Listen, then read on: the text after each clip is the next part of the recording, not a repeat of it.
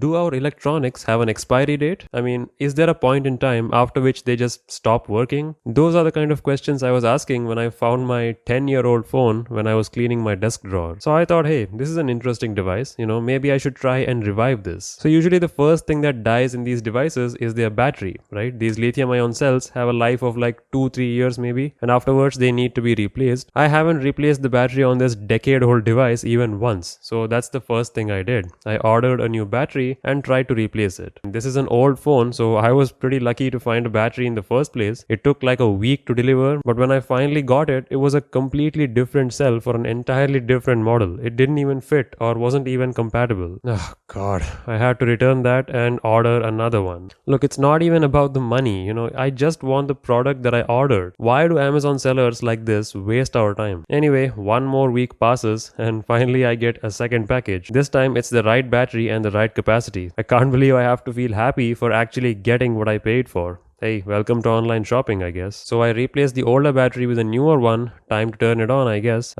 Nope, it doesn't seem to turn on at all. The display kind of lights up. You can see the LED panel lighting up, but actually this is the LCD panel, I think. But the phone itself doesn't turn on. It doesn't function in any way. You see, these damage indicators are white in color and they turn red if the phone is ever like submerged in water to indicate that water has entered the chassis. It's usually meant for like repair technicians to know that, okay, this phone has been submerged, so some components may have died due to exposure to water. However, this phone was never dunked in water. It never even got fully wet as far as I know. So it pretty much died while it was in my desk or like lying around on my table. Now to be fair, this has been lying around the house for a long time, so anything could have happened. Maybe a little bit of water got in there somehow, maybe some moisture started to build up and eventually I guess the battery shorted that or something. The battery is not swollen by comparison, but yeah, the phone is not turning on at all. That's kind of sad. I mean, I guess there is a way your electronics like your phone can just die even if it's not just the battery. I thought our gadgets will keep living forever as long as we keep replacing the batteries, but no, you have to take care of it in some way. You can't just leave it lying on a table or on your desk somewhere. If you're living in a highly humid environment like me, I guess over the years it can get damaged. That really sucks. This was a pretty